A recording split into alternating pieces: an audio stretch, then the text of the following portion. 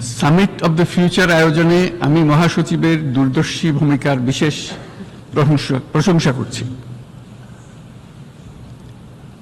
সম্মেলনে যে pact for the future and declaration on future generations সর্বসম্মতভাবে গৃহীত হয়েছে, তা এজেন্ডা 2030 পরবর্তী বৈশ্বিক উন্নয়ন কর্মপন্থা নির্ধারণে বিশেষ সহায়ক হবে বলে আমি মনে করি। বাংলাদেশ বিশ্বাস করে যে এই সম্মেলনের অর্জন বৈশ্বিক সমৃদ্ধি অর্জনের জন্য আমাদের সবার অভিপ্রায় ও সহযোগিতা কাঠামো প্রণয়নে দিক নির্দেশক হিসেবে কাজ করবে। এই জুলাই আগস্ট মাসে বাংলাদেশে যে যুগান্তকারী পরিবর্তন সংগঠিত হয়েছে, তার প্রেক্ষিতেই আজ আমি বিশ্ব সম্প্রদায়ের এই মহান সংসদে উপস্থিত হতে পেরেছি।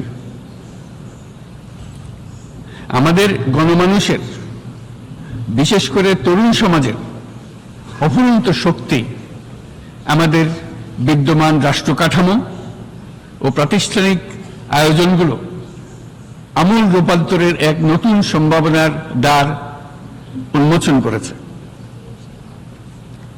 আমাদের ছাত্র ও যুব সমাজের আন্দোলন প্রথম দিকে মূলত ছিল বৈষম্য বিরোধী আন্দোলন, পর্যায়ক্রমে তা গণ আন্দোলনের রূপ নিয়েছে। এরপর সারা পৃথিবী অবাক বিস্ময়ে দেখেছে কিভাবে সমগ্র বাংলাদেশের মানুষ একনায়কতন্ত্র, নিপীড়ন, বৈষম্য, অবিচার ও দুর্নীতির বিরুদ্ধে রাজপথ ও সামাজিক যোগাযোগের মাধ্যমে দৃঢ়ভাবে রুখে দাঁড়িয়েছিল।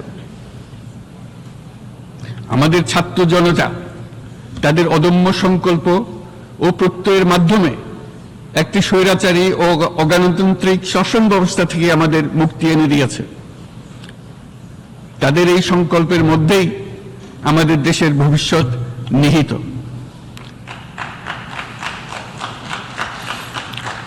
যা এই দেশকে বিশ্ব সম্প্রদায়ের মাঝে একটি দায়িত্বশীল জাতির মর্যাদায় উন্নত করবে বলে আমি বিশ্বাস করি। এই গণ আন্দোলন রাজনৈতিক অধিকার ও উন্নয়নের সুবিধা বঞ্চিত বাংলাদেশের আপামর জনসাধারণকে ঐক্যবদ্ধ করেছে। বাংলাদেশের মানুষ উন্নয়ন কর্মকাণ্ডকে অন্তর্ভুক্তিমূলক অংশীদারিত্ব রূপে দেখতে চেয়েছিল।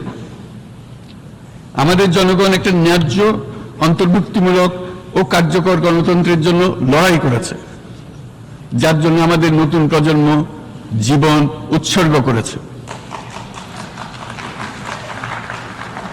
আমাদের এই তরুণীরা যে প্রজ্ঞা, সাহস ও প্রত্যয় দেখিয়েছে, তা আমাদের অভিভূত করেছে, সারা বিশ্ববাসীকে অভিভূত করেছে। বন্দুকের গুলি উপেক্ষা করে বুক পেতে দাঁড়িয়ে গিয়েছিল আমাদের এই তরুণরা।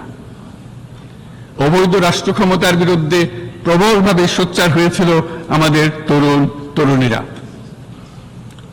স্কুল পড়ুয়া কিশোর কিশোরীরা তারা নিঃসঙ্গ চিত্তে উৎসর্গ করেছিল তাদের জীবন। শত শত মানুষ চিরতরে হারিয়েছে তাদের দৃষ্টিশক্তি। আমাদের মায়েরা, দিনমজুররা ও শহরের অগণিত মানুষ তাদের সন্তানদের কাঁধে কাঁধ মিলিয়ে নেমেছিল রাজপথে। তপ্ত রোদ, বৃষ্টি, মৃত্যু ভয়কে তোয়াক্কা না করে তারা সত্য, ন্যায়সঙ্গত আকাঙ্ক্ষার বিরুদ্ধে দীর্ঘকালব্যাপী রাষ্ট্রযন্ত্রকে পরিচালনা করার অশুভ ষড়যন্ত্রকে পরাভূত করেছিল। জনগণের এই আন্দোলনে আমাদের জানা মতে প্রায় 800-এর বেশি জীবন আমরা হারিয়েছি স্বৈরাচারী শক্তির হাতে। উদারনীতি, বহুত্ববাদ ও ধর্মনিরপেক্ষতার উপর মানুষের গভীর বিশ্বাস থেকেই বাংলাদেশ রাষ্ট্রের অভ্যুদয় হয়েছিল। 1971 সালে যে মূল্যবোধকে বুকে ধারণ করে আমাদের গণমানুষ যুদ্ধ করেছিল, সেই মূল্যবোধকে বহু বছর পরে আবার জেনারেশন জি, যে প্রজন্ম জি, নতুনভাবে আমাদেরকে দেখতে শিখিয়েছে। এরকমটি আমরা দেখেছিলাম 1952 সালের ভাষা আন্দোলনে, বাংলাকে মাতৃভাষা হিসেবে প্রতিষ্ঠার সময়। বাংলাদেশের এই অভ্যুত্থান আগামী দিনগুলোতে বিশ্বের বিভিন্ন প্রান্তে মানুষকে মুক্তি ও ন্যায় বিচারের পক্ষে দাঁড়াতে প্রেরণা যোগাবে।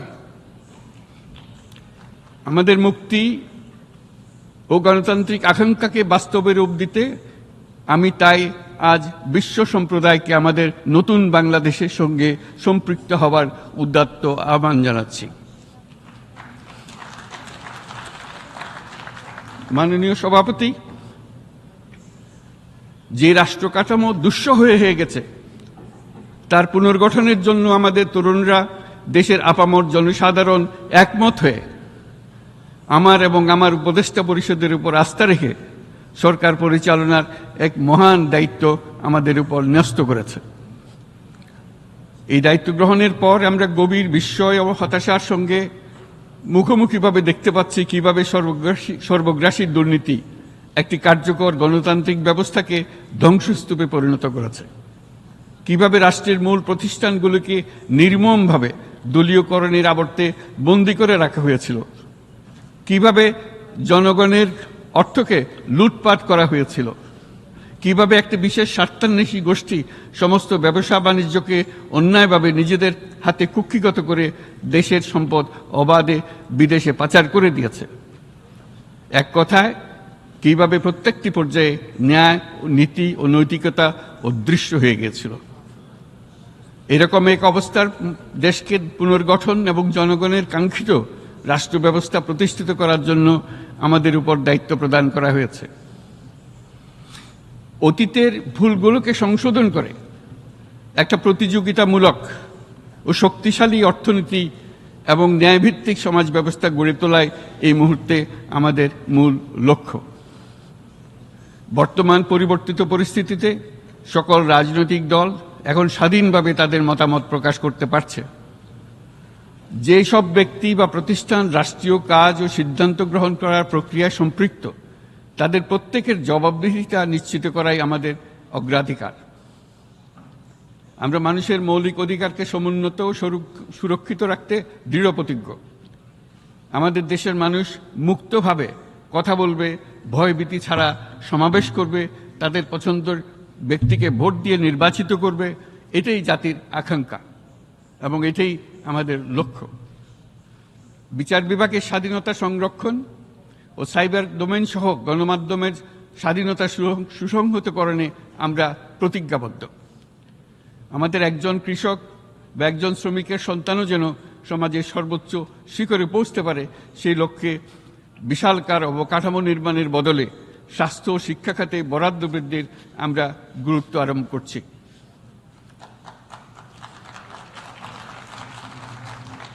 রাষ্ট্র ব্যবস্থার সকল পর্যায়ে সুশাসন ফিরিয়ে আনাই আমাদের অভীষ্ট। বাংলাদেশে যেসব আন্তর্জাতিক, আঞ্চলিক এবং দ্বিপাক্ষিক চুক্তির পক্ষভুক্ত সেগুলো প্রতিপালনে আমাদের সরকার বদ্ধপরিকর। জাতিসংঘ সহ বহুপাক্ষিক বিশ্ব কাঠামোতে বাংলাদেশের সক্রিয় অংশগ্রহণ ও অবদান অব্যাহত থাকবে। পারস্পরিক শ্রদ্ধাবোধ, মর্যাদা ও স্বার্থরক্ষণের ভিত্তিতে বাংলাদেশ বিশ্বের সকল রাষ্ট্রের সাথে বন্ধুত্বপূর্ণ সম্পর্ক বজায় রাখবে। মাননীয় সভাপতি, গত 7 সপ্তাহের মধ্যে আমাদের সরকার বিভিন্ন গুরুত্বপূর্ণ পদক্ষেপ গ্রহণ করেছে। আমাদের অনুরোধে সাড়া দিয়ে জাতিসংঘের মানবাধিকার বিষয়ক হাই কমিশনার বাংলাদেশের গণ আন্দোলনকালে সংগঠিত মানবাধিকার লঙ্ঘনের বিষয়ে বিস্তৃত অনুসন্ধান এবং এইসব বিষয়ে ঘটনার পুনরাবৃত্তি রোধে পরামর্শ প্রদানের জন্য একটা ফ্যাক্ট ফাইন্ডিং কমিশন গঠন এবং তার কাজ শুরু করার জন্য দ্রুত বাংলাদেশে পাঠিয়ে দিয়েছে। আমি তাকে বাংলাদেশের পক্ষ থেকে অশেষ ধন্যবাদ জানাচ্ছি।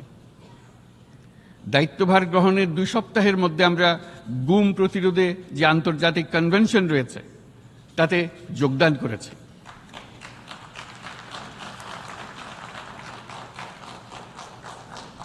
এর আশু বাস্তবায়নের জন্য প্রয়োজনীয় দেশীয় আইন ও বিধি প্রণয়নে আমরা এখন প্রক্রিয়া শুরু করেছি।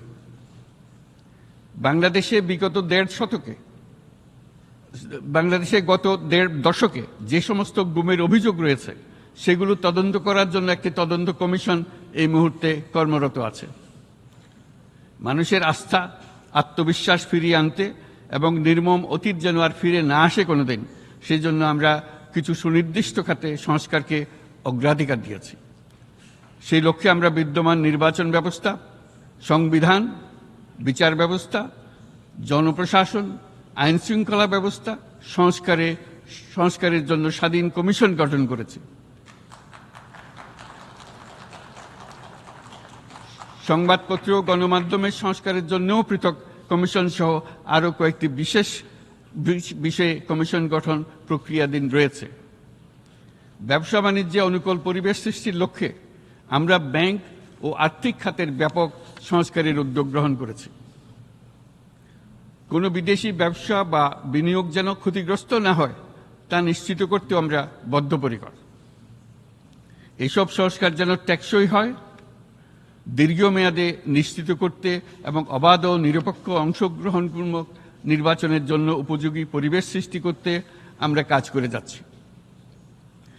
গণতন্ত্র, আইনের শাসন, সমতা, সমৃদ্ধি অর্জনের মাধ্যমে একটি ন্যায়ভিত্তিক সমাজ হিসেবে আত্মপ্রকাশের অভিপ্রায় বাস্তবায়নে আমি বাংলাদেশের প্রতি আন্তর্জাতিক সম্প্রদায়ের সমর্থন ও গভীরতর সম্পর্ক গঠন করার জন্য আহ্বান জানাচ্ছি।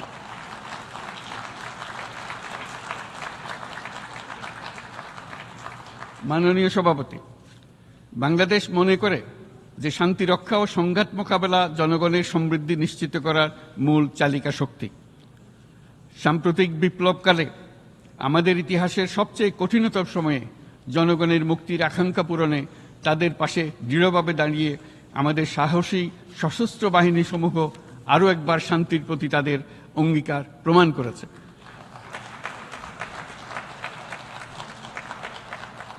এটা সম্ভব হয়েছে শান্তি রক্ষায় আমাদের অঙ্গীকারের কেন্দ্রবিন্দুতে মানবাধিকারকে স্থান দেওয়ার ফলে। জাতিসংঘের পিস বিল্ডিং কমিশনের সূচনা লগ্ন থেকেই শান্তি রক্ষার মতো শান্তি বিনির্মাণেও বাংলাদেশ সমান অঙ্গীকার ব্যক্ত করে এসছে। আমাদের দিনগুলোতে আমরা জাতিসংঘের শান্তি রক্ষা কার্যক্রমে আমাদের মূল্যবোধ ভিত্তিক অবদানের ধারাবাহিকতা রক্ষা, সমুন্নত ও প্রসারিত করতে বদ্ধপরিকর। জাতিসংঘের শান্তিরক্ষা কার্যক্রমে অবদানকারী তৃতীয় বৃহত্তম রাষ্ট্র হিসেবে বাংলাদেশ এখন পর্যন্ত ৪৩টি দেশে ৬৩টি মিশনে শান্তিরক্ষী প্রেরণ করেছে।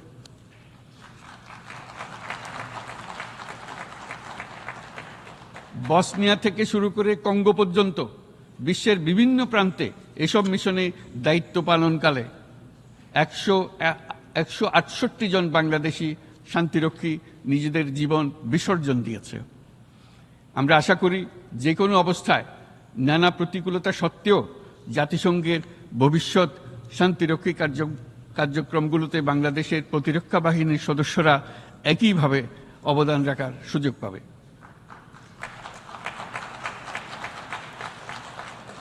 মাননীয় সভাপতি, আমাদের সকলের বাসস্থান এই পৃথিবী বৈশ্বিক অগ্রাধিকারগুলোকে সঠিকভাবে নির্ণয় করতে আগ্রহী। জলবায়ু পরিবর্তন আমাদের সকলের অস্তিত্বের প্রতি হুমকি স্বরূপ। এই গ্রীষ্মে সর্বকালের রেকর্ড ভঙ্গকারী তাপদাহ আমাদের জলবায়ুজনিত পরিবর্তনের কথা স্পষ্টভাবে স্মরণ করিয়ে দিয়েছে। আমাদের যা প্রয়োজন তা হলো জলবায়ু সম্পর্কিত ন্যায় বিচার, যাতে করে দায়িত্বজ্ঞানহীন সিদ্ধান্ত, উদাসীন আচরণ কিংবা এর মাধ্যমে সাধিত ক্ষতির বিষয়ে যারা সংশ্লিষ্ট তাদের দায়বদ্ধ করা যায়। জলবায়ু পরিবর্তনজনিত দীর্ঘমেয়াদী প্রভাবগুলো অপূরণীয় ক্ষতির কারণ হয়ে দাঁড়িয়েছে। আমরা জীব বৈচিত্র্য হারিয়ে ফেলছি, প্যাথোজেনের পরিবর্তনের ফলে নতুন রোগ বাড়ছে, কৃষিক্ষেত্রে চাপ বাড়ছে ক্রমাগতভাবে, পানি সম্পদ ঝুঁকিতে ফেলছে আমাদের বাসযোগ্যতাকে, সমুদ্র পৃষ্ঠের উচ্চতা বৃদ্ধি এবং লবণাক্ততা আমাদের ক্ষতি করছে প্রতিনিয়ত। ঘূর্ণিঝড়ের সংখ্যা ও মাত্রা বৃদ্ধির কারণে যেই ক্ষতি হচ্ছে তাকে উপেক্ষা করার সুযোগ নেই। ক্ষুদ্র কৃষক, প্রান্তিক পর্যায়ে জীবিকা অন্বেষণকারীরা জলবায়ু পরিবর্তনজনিত ঝুঁকির মুখোমুখি হচ্ছে সবচেয়ে বেশি। আমি আজ এই বিশ্ব সভায় যখন কথা বলছি তখন বাংলাদেশের পূর্বাঞ্চলে 50 লাখেরও অধিক মানুষ তাদের জীবদ্দশায় হওয়া সবচেয়ে ভয়াবহ বন্যা মোকাবেলা করে যাচ্ছে। মহাসচিব গুতেরেস আমাদেরকে দেখিয়েছেন যে বিদ্যমান পরিক্রমা অব্যাহত থাকলে বিশ্বের গড় তাপমাত্রা 2.7 ডিগ্রি সেলসিয়াস বৃদ্ধির দিকে অগ্রসর হতে থাকবে। তাই বাংলাদেশের মতো জলবায়ু ঝুঁকিতে থাকা দেশগুলোতে অভিযোজনের জন্য ব্যাপক বিনিয়োগের আহ্বান জানাচ্ছি।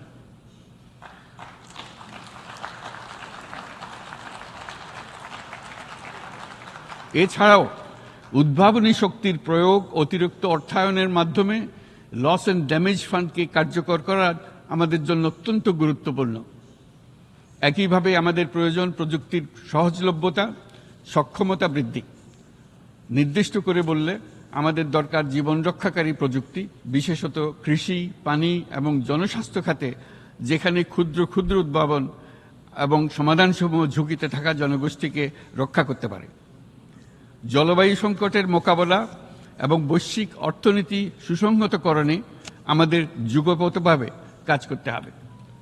বিশ্ব সম্প্রদায় এখন কার্বন মুক্ত পৃথিবী গড়ে তুলতে মনোযোগী হচ্ছে। বিশ্বের অধিকাংশ মানুষকে এই ধরনের পরিবর্তনের সুফলভোগী করতে হলে নেট জিরো পৃথিবীর দিকে আমাদেরকে অগ্রসর হতে হবে। বাংলাদেশের মতো দেশগুলোকে সাথে নিয়ে যেতে হবে। তা না হলে পারস্পরিক দায়িত্ববোধের মাধ্যমে পারস্পরিক সমৃদ্ধি অর্জনে আমাদের সার্বজনীন অঙ্গীকার পূরণে পিছিয়ে পড়ব আমরা। এই ক্ষেত্রে আমি বিশ্বাস করি সমগ্র বিশ্ব একসাথে 3-0 লক্ষ্য অর্জনের ধারণা বিবেচনা করে দেখতে পারে, যার মাধ্যমে আমরা শূন্য দারিদ্র, শূন্য বেকারত্ব এবং শূন্য নেট কার্বন নিঃসরণ অর্জন করতে পারি। যেখানে পৃথিবীর প্রতিটি তরুণ তরুণী চাকরি প্রার্থী না হয়ে বরং উদ্যোক্তা হিসেবে নিজেকে প্রতিষ্ঠিত করার সুযোগ পাবে। তারা যেন এই সম্পদের সীমাবদ্ধতা সত্ত্বেও নিজ নিজ সৃজনশীলতার বিকাশ করতে পারে, যেখানে একটি ব্যবসায়িক উদ্যোগ সামাজিক সুফল, অর্থনৈতিক মুনাফা এবং প্রকৃতির প্রতি দায়িত্বশীলতার মধ্যে একটি চমৎকার ভারসাম্য আনতে পারে, যেখানে সামাজিক ব্যবসার মাধ্যমে যে কোনো ব্যক্তি ভোগবাদী জীবনধারা থেকে উত্তরণ করে সামাজিক ও অর্থনৈতিক পরিবর্তনের সৃজনশীল শক্তি হিসেবে নিজেকে প্রতিষ্ঠিত করতে পারে।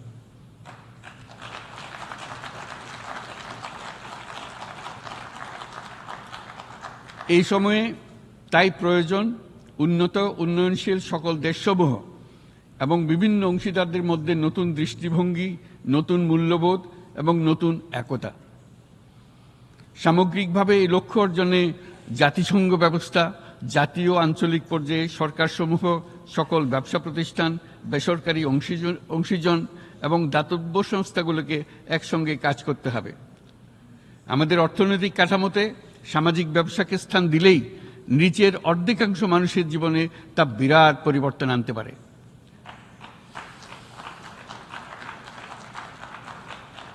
এই পদক্ষেপ একই সঙ্গে জলবায়ুর ধ্বংসাত্মক গতিকে সফলভাবে রোধ করতে পারে এবং বাজার ব্যবস্থার মাধ্যমেই এই মীমাংসা হতে পারে। এ বিষয়ে আমি মহাসচিব গুতেরেসের বিশেষ দৃষ্টি আকর্ষণ করছি। মাননীয় সভাপতি, বহুমুখী সংকটে জর্জরিত বর্তমান বিশ্বে যুদ্ধ এবং সংঘাতের ফলে ব্যাপক ভিত্তিতে মানুষের অধিকার খর্ব হচ্ছে। বিশ্ববাসীর উদ্বেগ এবং নিন্দা সত্ত্বেও গাজায় গণহত্যা থামছে না।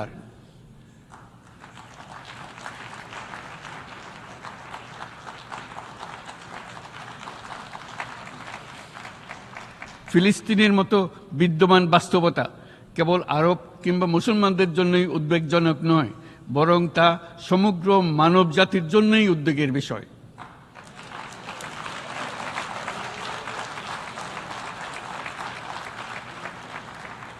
একজন মানুষ হিসেবে প্রত্যেক ফিলিস্তিনির জীবন অমূল্য।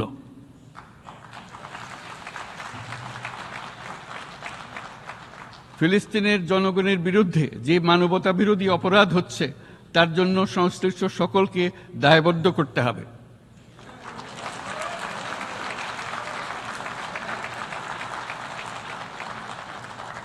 ফিলিস্তিনের জনগণের উপর চলমান নৃশংসতা, বিশেষত নারী এবং শিশুদের সাথে প্রতিনিয়ত যে নিষ্ঠুরতা বিশ্ব দেখাচ্ছে, তা থেকে নিস্তারের জন্য বাংলাদেশ অনতিবিলম্বে সম্পূর্ণ যুদ্ধবিরতির আহ্বান জানাচ্ছে।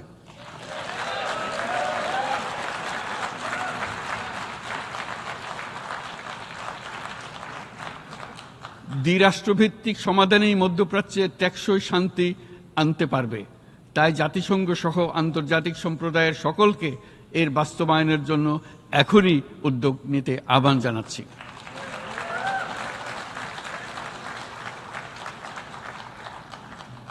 গত 2.5 বছর ধরে ইউক্রেনে চলমান যুদ্ধে বহু মানুষ প্রাণ হারিয়েছে। এই যুদ্ধের প্রভাব সর্বব্যাপী, এমনকি বাংলাদেশের অর্থনীতিতেও এর নেতিবাচক প্রভাব আমরা অনুভব করছি। আমরা তাই উভয় পক্ষকে সংলাপে বসে বিরোধ নিরসনের মাধ্যমে যুদ্ধের অবসান ঘটানোর আহ্বান জানাচ্ছি। মাননীয় সভাপতি, বাংলাদেশ গত 7 বছর যাবৎ মিয়ানমার হতে আগত 12 লাখেরও বেশি রোহিঙ্গাদের মানবিক কারণে আশ্রয় দিয়ে আসছে। এর ফলে আমরা বিরাট সামাজিক, অর্থনৈতিক, পরিবেশগত ক্ষতির সম্মুখীন হচ্ছি। মিয়ানমারের অভ্যন্তরীণ সমস্যা থেকে সৃষ্ট এই সংকট বাংলাদেশ ও আমাদের অঞ্চলের জন্য প্রথাগত ও অপ্রথাগত উভয় ধরনের নিরাপত্তা ঝুঁকির কারণ হয়ে দাঁড়িয়েছে। মিয়ানমার থেকে বাংলাদেশে বলপূর্বক বাস্তুচ্যুত রোহিঙ্গাদের সহায়তা করতে আমরা অঙ্গীকারবদ্ধ। আমরা রোহিঙ্গাদের জন্য মানবিক সহায়তা কার্যক্রম চালু রাখা এবং তাদের টেকসই প্রত্যাবর্তন নিশ্চিত করার উদ্দেশ্যে আন্তর্জাতিক সম্প্রদায়ের পর্যাপ্ত সহায়তা অব্যাহত রাখার আহ্বান জানাচ্ছি। রোহিঙ্গাদের সাথে সংগঠিত হওয়া ব্যাপক ভিত্তিক মানবাধিকার লঙ্ঘনের জন্য আন্তর্জাতিক বিচার আদালত এবং আন্তর্জাতিক অপরাধ আদালতে চলমান বিচার প্রক্রিয়ার মাধ্যমে ন্যায় বিচার নিশ্চিত করাও সমানভাবে গুরুত্বপূর্ণ।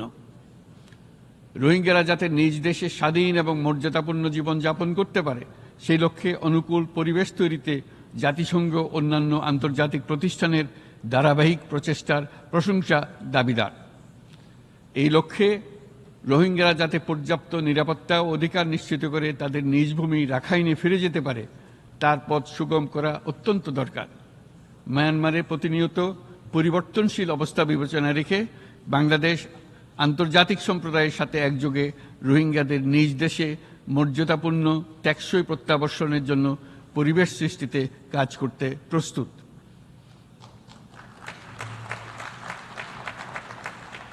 মাননীয় সভাপতি, রাজনৈতিক মুক্তি এবং সামাজিক অর্থনৈতিক জাগরণ ব্যতীত শান্তি ও নিরাপত্তা নিশ্চিতে সাফল্য অর্জন করা সম্ভব নয়। প্রায় 1 দশক পূর্বে বিশ্ব সম্প্রদায় সর্বসম্মতক্রমে এজেন্ডা 2030 প্রণয়ন করেছিল। আমরা সবাই আমাদের সামষ্টিক আকাঙ্ক্ষা ও বিশ্বাস অর্পণ করেছি এই সার্বজনীন টেকসই উন্নয়ন অভিষ্টগুলো অর্জনে। সার্বিকভাবে মাত্র 17% ও কম লক্ষ্যমাত্রা অর্জন হয়েছে। স্পষ্টতই এই ক্ষেত্রে অনেক উন্নয়নশীল রাষ্ট্র আরও পিছিয়ে আছে। উন্নয়নশীল দেশগুলোকে এসডিজি অর্থায়নের বছরে প্রায় 2.5 থেকে 4 ট্রিলিয়ন মার্কিন ডলারের সমান ঘাটতি মোকাবেলা করতে হচ্ছে। উন্নয়নশীল বিশ্বের ঋণের বোঝা, ক্ষয়িষ্ণু আর্থিক সক্ষমতা এবং জলবায়ু পরিবর্তনের ক্ষতিকর প্রভাবের কারণে বাংলাদেশের মতো দেশগুলিতে বেশি ঝুঁকিতে রয়েছে। আমরা আশা করি উন্নয়নের জন্য অর্থায়ন সংক্রান্ত 4র্থ আন্তর্জাতিক সম্মেলনে এই ধরনের জটিল এবং কাঠামোগত সমস্যাগুলোর দিকে নজর দেওয়া হবে। বহুপাক্ষিক আর্থিক প্রতিষ্ঠানগুলোকে এমন অভিন্ন লক্ষ্যে নিয়ে যাওয়ার কাজ করতে হবে যাতে সকল রাষ্ট্র সমানভাবে সম্পদ ও সুযোগের ব্যবহার করতে পারে।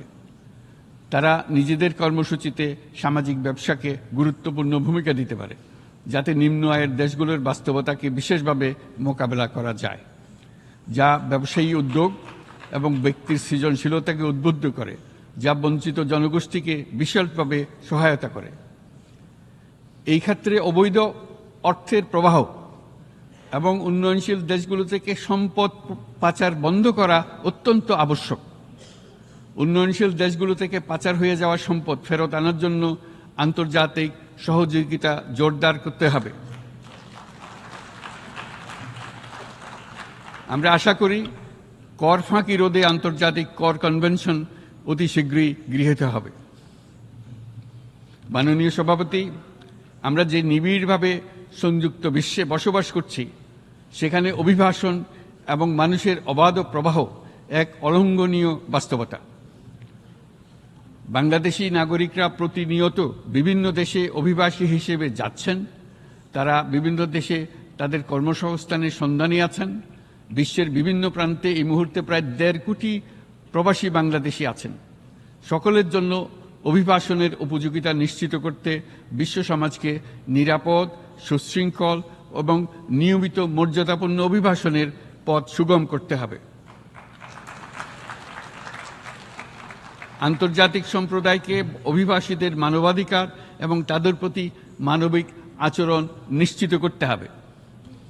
অভিবাসনের উপর 2018 সালে যে গ্লোবাল কম্প্যাক্ট অন মাইগ্রেশন গৃহীত হয়েছে, তার পূর্ণ বাস্তবায়নে বাংলাদেশ প্রতিশ্রুতিবদ্ধ এবং একই সাথে অনিরাপদ অভিবাসন রোধেও আমরা বদ্ধপরিকর। মাননীয় সভাপতি, প্রতি বছর প্রায় 25 লক্ষ তরুণ তরুণী বাংলাদেশের শ্রমবাজারে যুক্ত হচ্ছেন। বাংলাদেশের বিপুল জনশক্তির প্রায় 2/3 তরুণ। এই জনশক্তিকে বর্তমান ও আগামীর জন্য গড়ে তোলা বাংলাদেশের জন্য একটা বড় চ্যালেঞ্জ। ক্রমপরিবর্তনশীল কর্মজগতে একজন তরুণকে প্রতিনিয়ত নতুন দক্ষতা অর্জন করতে হয়। এই কর্মপরিবেশের সাথে মানিয়ে নেওয়া শিখতে হয়। এই জন্য বাংলাদেশ যখন মধ্যম আয়ের দেশ হিসেবে উন্নতি হচ্ছে, তখন আমরা শিক্ষা এবং প্রযুক্তিগত সহায়তা লাভের উপর বিশেষ জোর দিচ্ছি। এবার কৃত্রিম বুদ্ধিমত্তার বিষয়ে আসি। কৃত্রিম বুদ্ধিমত্তার অভাবনীয় বিকাশ এবং এর বহুমাত্রিক প্রয়োগে বাংলাদেশ বিশেষভাবে আগ্রহী। আমাদের তরুণ সমাজ জেনারেটিভ আর্টিফিশিয়াল ইন্টেলিজেন্সের সম্ভাবনা নিয়ে উচ্ছ্বসিত। একজন বিশ্ব নাগরিক হিসেবে তারাও চায় নতুন পৃথিবীতে নিয়োজিত হতে, কর্মক্ষম হিসেবে নিজেকে গড়ে তুলতে। বাংলাদেশের মতো বৃহৎ তরুণ জনগোষ্ঠীর দেশ যাতে কৃত্রিম বুদ্ধিমত্তার প্রয়োগজনিত অর্জিত সুফল থেকে পিছিয়ে না পড়ে, বিশ্ব সম্প্রদায়কে তা নিশ্চিত করতে হবে।